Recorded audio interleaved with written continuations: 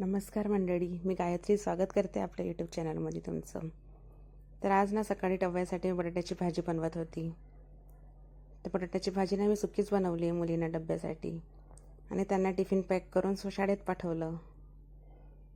तर मला 2 लेकी आहेत, स्वीटी आणि परी. तिचे पप्पा त्यांना सोडायला गेले स्कूलमध्ये. आणि आज ना संध्याकाळी मला पावभाजी बनवायची होती. त्याच्यासाठी ना मी बटाटे उकडायला ठेवले. त्याच्यामध्ये ग्रीन पीस जे होते पाण्यात टाकून ठेवले होते, ते फ्रीझरमध्ये ठेवलेले असतात ते मी त्याच्यात टाकून घेतले आणि एक मोठ्या साईजचा टोमॅटो कट करून घेतला आणि तो कुकर लावून दिला त्याचा. आणि आज ना आम्ही बाजारात गेल्यामुळे ना थोडंसं मला स्वयंपाकाला उशीरच झाला होता. तर माझी लहानी लेक म्हटली, मम्मी मी तुला टोमॅटो कट करून देते, आणि तिने ना 4 मोठे साईजचे टोमॅटो कट करून दिले. तर माझं ना तिचे हे टोमॅटो कट करून जे बघून ना माझं खूपच मन भरून आलं, कारण की त्या छोट्या लेकीच्या हाताने मला खूपच मोठी मदत झाली आज. तर त्याच्या पावभाजीसाठी ना मी 2 मोठे साईजचे कांदे कट करून घेतले आणि एक जिंजर गार्लिक पेस्ट, पावभाजी मसाला सगळं व्यवस्थित काढून घेतलं.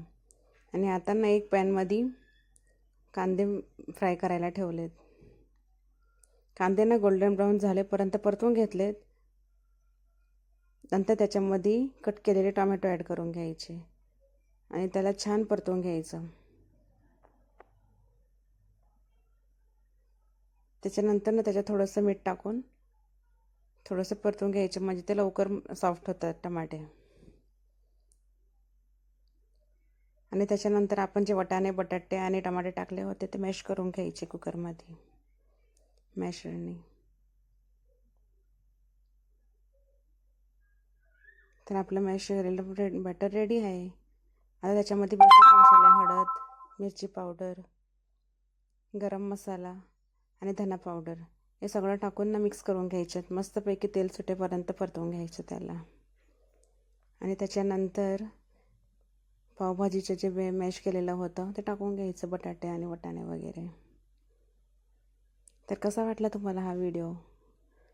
कमेंटमध्ये नक्की सांगा. व्हिडिओ आवडला असेल तर लाईक करा, शेअर करा, सबस्क्राईब करा. बाय.